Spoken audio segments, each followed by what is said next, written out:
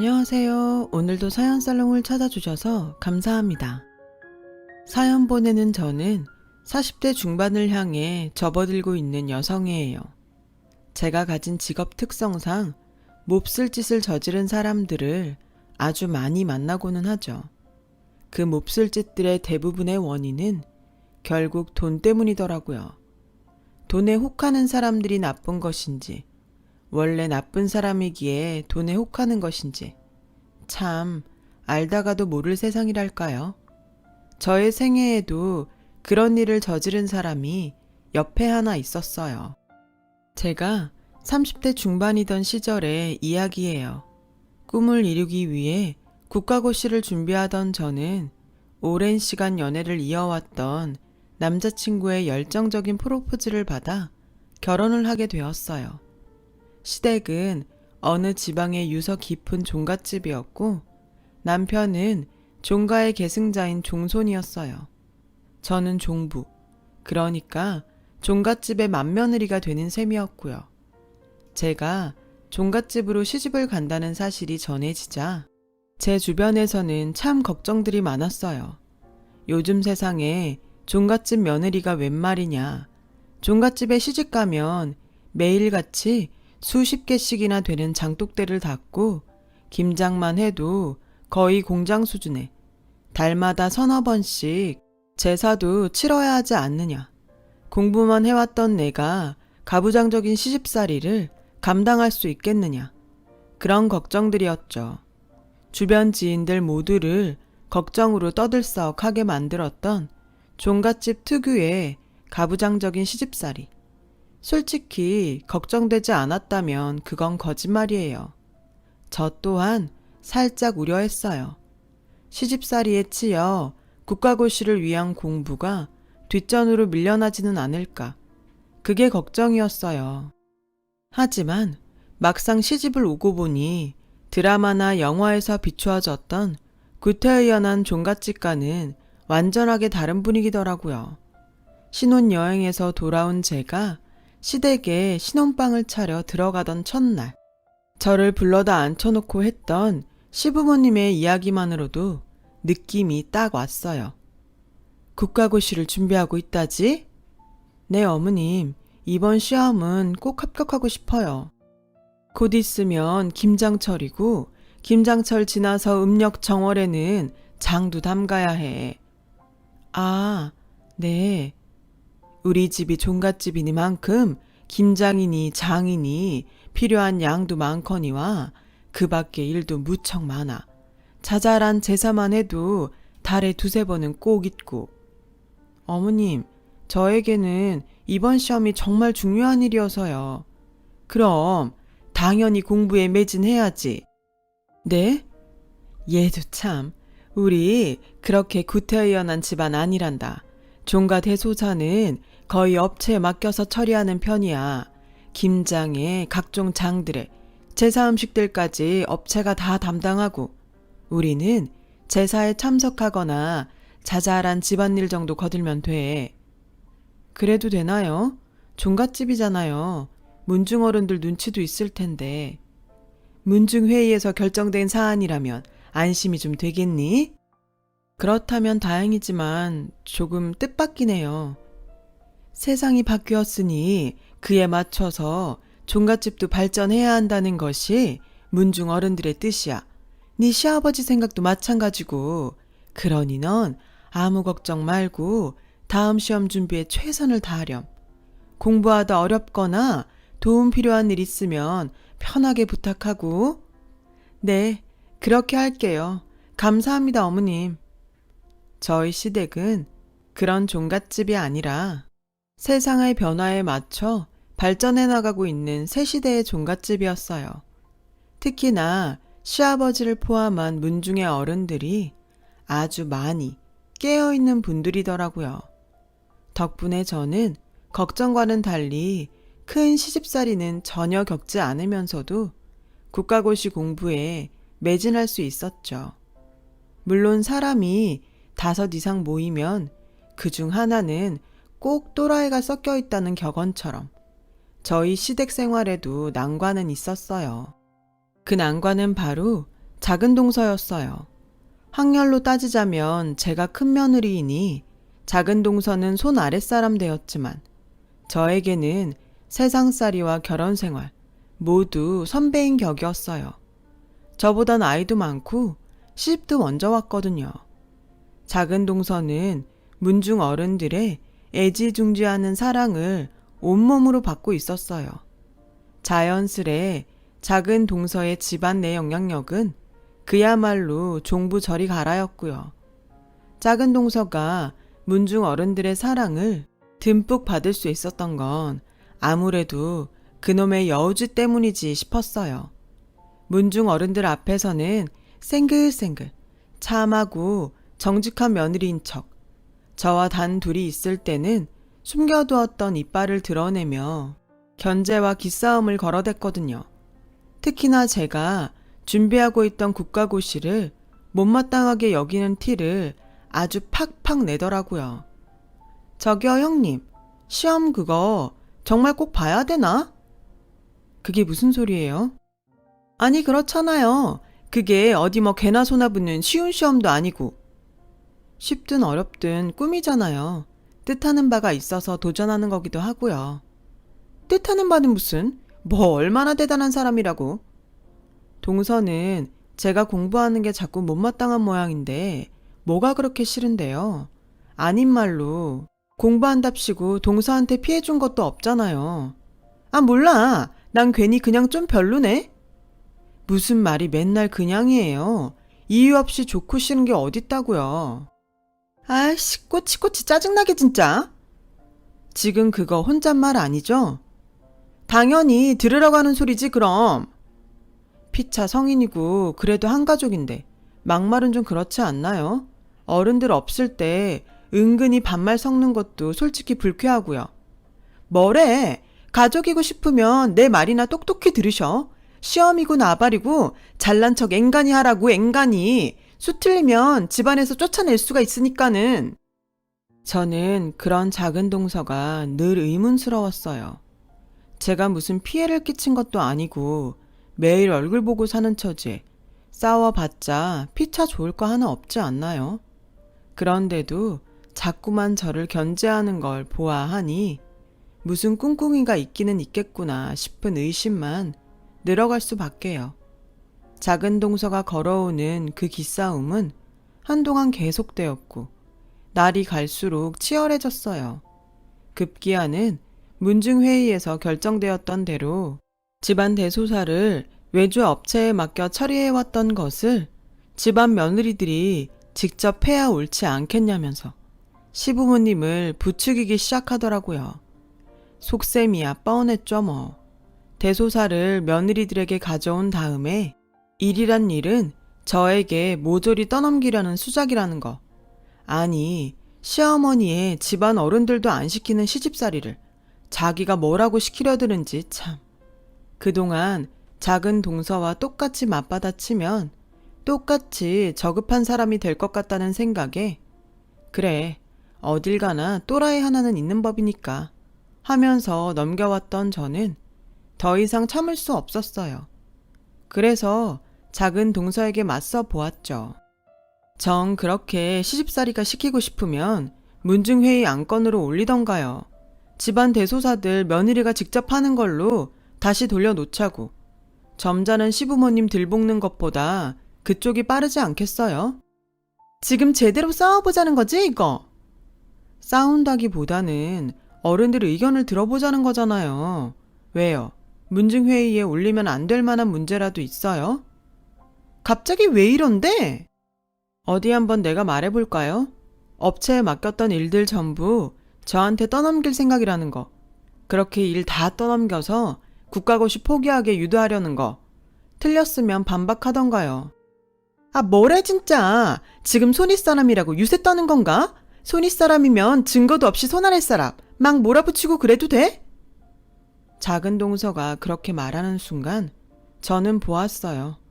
제 앞에서는 단 한 번도 기죽는 법 없던 작은 동서의 눈빛이 흔들리는 걸요. 그래서 저는 내친 김에 한번 떠보았죠. 동서 지금 혹시 시아버님이 관리하고 있는 문중 재산 놀이구이래요? 선산이랑 뭐랑 다 합쳐서 100억 정도 간다는 그 토지? 그래서 제가 시험에 합격하면 안 되는 거고요? 아니죠. 아무리 여우짓을 해도 설마 그 정도까지 못된 사람은 아닐 거야. 그쵸? 어린 년이 말하는 꼬라지 보소 이거. 내가 너보다 나이를 먹어도 몇 살은 더 먹었고 결혼을 해도 몇 년을 빨리 했어. 까불지 마. 아무래도 제가 작은 동서의 정곡을 찔렀지 싶었어요. 시아버님 명의로 관리되고 있던 문중 재산을 노리기 위해 저를 집안에서 쫓아내려는 수작이 분명했어요. 그러나 당시 저는 큰 걱정은 하지 않았어요. 작은 동서에 가짜는 수작질에 놀아날 만큼 시아버님은 어리석은 분이 아니었거든요. 되려 세상 이치에 밝고 무척 현명한 분이었죠. 비록 명의는 시아버님의 것으로 되어 있었지만 문중 어른들도 든든하게 버티고 있었고요. 하지만 아무리 작은 동서의 수작에 큰 걱정은 하지 않는다 한들 작은 동서로부터 받는 스트레스까지 외면할 수는 없더라고요. 시부모님과 남편도 아무 말 없는 임신을 종용하지를 않나. 이따금씩 어쩔 수 없이 힘든 일이 생길 때마다 온갖 핑계를 대며 저에게 다 떠넘기지를 않나. 시부모님과 문중 어른들 앞에서는 여전히 참하고 정직한 며느리인 척, 가식이랑 가식은 다 떨면서도 저와 단 둘이 있을 때에만 해왔던 발언과 폭언 또한 갈수록 심해졌죠. 그때마다 저는 꿋꿋하게 맞서도 보고 때때로 종부이자 윗사람 자격으로 타일러도 보았지만 작은 동서의 뚝심은 대단하더군요. 물론 안 좋은 쪽으로의 뚝심이었지만요. 그렇게 옥신각신하는 날들을 보내는 사이 저는 알게 모르게 스트레스가 축적되었고 도무지 공부에 집중할 수 없었던 탓에 고대하던 국가고시에 낙방하게 되었어요. 저의 낙방 소식에 시부모님과 문중 어른들 모두가 위로를 건네었지만 단 한 사람만은 아니었죠. 누구겠어요? 말 하나마나 당연히 작은 동서였죠. 제가 시험에 낙방하던 날 작은 동서가 저를 슬쩍 좋은 소고기집으로 불러내더군요. 그만하면 됐어요, 형님. 왜 그런 말도 있잖아요. 사람 살 길은 삼시날미가 점지해주는 것이라고.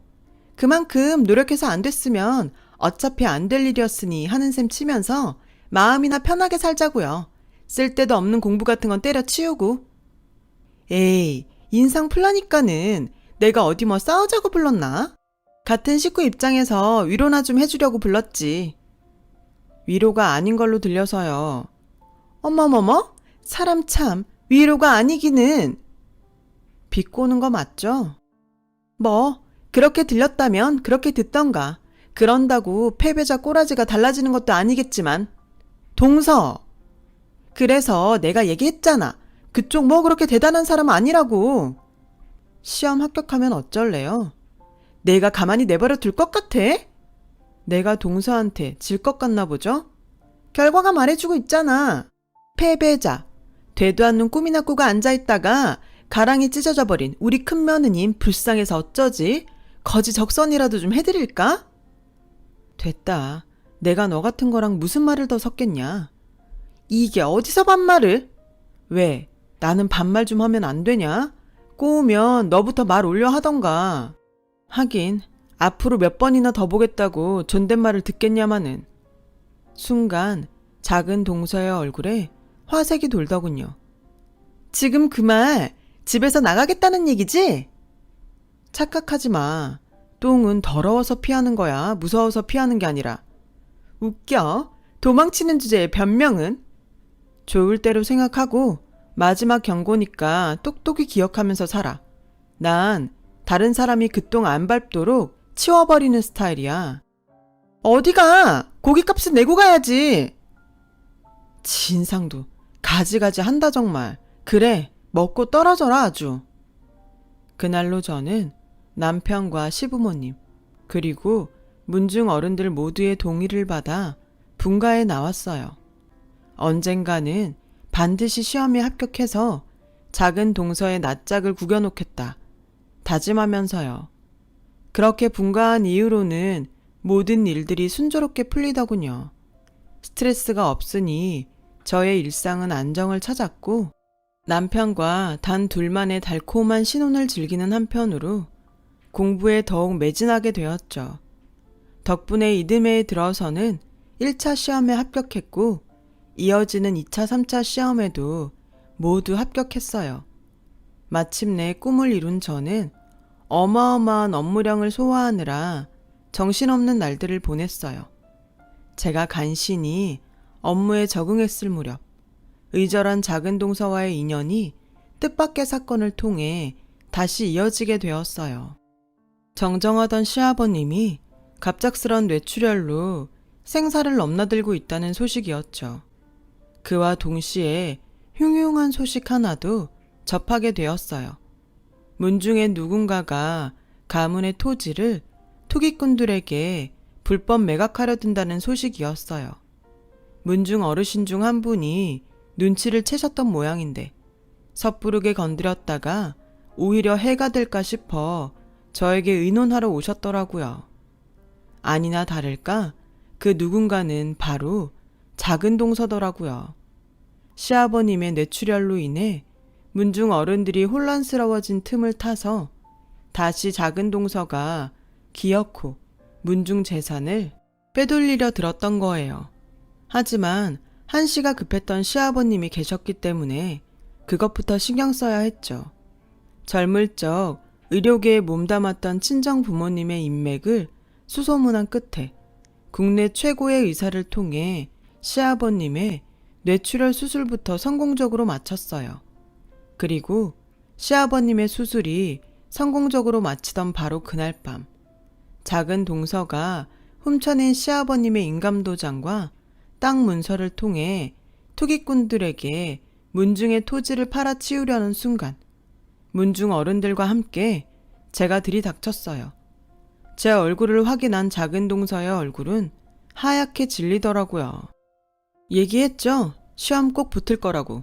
그리고 난 다른 사람이 똥 밟지 않도록 치워버리는 스타일이라고. 제가 그토록 치열하게 준비했던 국가고시가 바로 사법고시였습니다. 저는 검사가 되었고요. 왜 그러고 있어요? 그렇게 꼬장꼬장하던 양반이. 입이 있으면 소감 한마디라도 해봐요 어디. 아직 상황 파악이 덜 된 모양인데 좋아요. 순서대로 차근차근 밟아 나가죠. 김희정 씨, 지금부터 하는 말은 법정에서 불리하게 작용할 수 있고 변호사를 선임할 수 있으며 묵비권을 행사할 수 있습니다. 체포 및 진술 과정에서 폭력과 억압 등 불리한 처사를 겪게 되었을 경우 법률에 따라 보호받을 수도 있고요. 아시겠죠? 작은 동서는 그제야 정신이 번쩍 들었는지 형님, 시험 합격했다는 얘기는 들어서 알고 있었어요. 축하한다는 말도 못 전했네. 이해해요. 피차 축하 인사 같은 거 주고받을 사이는 아니니까. 너무 그렇게 딱 자르지 말고요. 네? 지금 이게 어떻게 된 상황이냐면 그러니까 설마 그것도 모르면서 여기 왔을까 봐서요. 내가? 아무래도 그렇겠죠? 그래도 잠깐 설명을 드리자면 조심해요. 지금부터 하는 말은 법정에서 불리하게 쓸 수 있다니까? 잘못했어요. 내가 돈에 눈이 멀었어요. 이럴 생각으로 시집 왔던 건 아닌데 거머쥘 수 있는 금액이 워낙에 크다 보니까 자꾸만 욕심이. 그러자 지켜보고 있던 문중 어른들이 작은 동서를 향해 지탄의 말을 쏟아내더군요. 그 지탄의 말을 잠자코 듣는 작은 동서의 표정은 시시각각 무너져 내렸어요. 진작에 이럴 줄 알았습니다. 누군가를 향한 경계가 너무 지나쳐서 의심은 했었지만 사람이 왜 이렇게 차가워졌어 정말. 누구 겁주려는 것도 아니고 나랑 싸웠던 일 때문에 삐져서 이래? 그것까지 포함해서 내가 다 사과하고 잘못했다니까? 응? 이런 일 다시는 없을 거라니까. 한 번만 믿어주라. 사람은 어떤 자리에 있느냐에 따라 달라지죠. 동서가 돈 많은 문중에 시집 와서 돈 때문에 미쳐버린 것처럼요. 상황이 그렇게 만든 건지 동서가 원래 그런 사람인지는 잘 모르겠지만 형님, 제발요. 한솥밥 먹던 가족이잖아요. 어쩔 수가 없네요, 지금은. 얘라이, 그래, 내가 도둑질했다.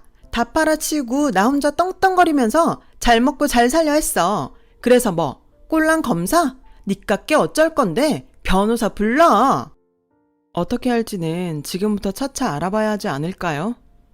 잘난 척 하지 마. 그 큰 돈에 욕심 한 번 안 품어본 사람 있을 것 같아? 어디 나만 그랬을 것 같아? 천만에. 다들 겁쟁이라 침만 흘렸을 뿐이지 속은 다 똑같았을 거라고. 반성의 여지는 없는 겁니까? 뭐? 주변을 한번 보시죠. 제가 정말 검사로서 이 자리에 왔다면 왜 검찰 수사관이나 경찰들이 아닌 문중 어른들을 대동하고 왔을까요? 그리고 체포영장은 왜 안 들고 왔을까요? 그 말 그대로였어요. 사실 저는 그 자리에 검사로서 간 것이 아닌 한 집안의 맏며느리로서 사태를 원만하게 수습하기 위해 나섰을 뿐이었거든요. 작은 동서에게 말했던 변호사를 선임할 수 있고 같은 말들은 작은 동서에게 지금의 사태가 범죄임을 명확하게 인지하게 만들기 위한 일종의 연기였을 뿐이고요. 그렇게 저는 작은 동서와 문중의 어른들께 말했죠. 얼굴 들고 잘 들어요, 동서. 저는요, 동서의 말에 동의합니다. 그 큰 재산에 욕심 한번 안 내본 사람이 어디 있겠어요. 사람은 불완전한 존재이니만큼 어쩌면 당연한 일인지도 모르죠. 그래서 오늘의 참사는 작은 며느리로 하여금 그 욕심에 행동까지 나서게 놔뒀던 우리 모두의 잘못이 만들어낸 불상사 아닐까요? 허면 종부의 생각은 어떻던가? 당장의 용서가 어렵다면 기회를 한번 줘보는 것은 어떨까요? 둘째 며느리 스스로 잘못을 뉘우치고 반성하는 삶을 살 수 있도록요. 잠시 이야기를 주고받으며 한참을 고민하던 문중 어른들은 비로소 저를 향해 고개를 끄덕였고 작은 동서는 눈물을 펑펑 쏟으며 문중 어른들을 향해 큰 절을 올렸어요. 앞으로 어떤 삶을 살게 될지는 모르겠지만 오늘 일 절대로 잊으면 안 돼요. 다른 욕심이 언제 또 들어서 동서를 망치려 들지 모르니까 지금의 마음 가슴 깊이 새겨야 해요. 고마워요. 정말 감사합니다, 형님. 그래도 다행이죠. 땅 팔아 치우기 전에 도착해서. 팔아버린 다음에 도착했으면 그때는 영장 발부 받아서 왔을지도요. 작은 동서는 그날의 교훈을 뼈저리게 느낀 모양인지 스스로 이혼 제안을 해왔고 이혼이 결정되던 날 호련히 시댁을 떠나 지금껏 근처에 얼씬조차 하지 않고 있어요. 제가 해줄 수 있는 일은 작은 동서가 어디서 어떤 삶을 살든 돈 욕심에 눈이 멀어 같은 잘못을 되풀이하고 있지 않기만을 기원해주는 것 뿐이었죠. 돈 때문에 자신의 삶을 망치지 않길 말이죠. 저는 뇌출혈 수술에서 회복한 시아버님 그리고 문중 어른들 모두의 동의를 받아 시아버님 명의로 되어 있던 문중 토지를 문중 공동 명의로 돌려놓았어요. 인간이 불완전한 존재인 이상 무력에 빠지지 않으리라는 보장이 없고 작은 동서가 그러했던 것처럼 돈 욕심에 부정한 짓을 저지르려는 가족이 나오지 않으리라는 법 또한 없으니까요. 다시 그런 일이 발생한다면 시댁 문중을 잘 지켜나가지 못할 수도 있겠죠. 작은 동서와의 사건을 겪기 전에는 몰랐지만 돈이라는 것은 본래가 사람의 마음을 뒤흔드는 어두운 마력을 가지고 있기에 부정한 돈 욕심에 사로잡힌 인간의 말로는 결국 범죄라는 사실을요. 하지만 돈의 어두운 마력에도 불구하고 우리네 세상에는 정직하고 올바르게 살아가는 사람이 훨씬 많다는 것을 아직 믿습니다. 저는 그 믿음으로 오늘도 달립니다. 제 긴 이야기 들어주셔서 감사합니다. 여러분, 사연 댓글에 응원과 현명한 조언 부탁드려요. 좋아요와 구독은 저에게 큰 힘이 됩니다. 오늘도 좋은 일 가득하세요.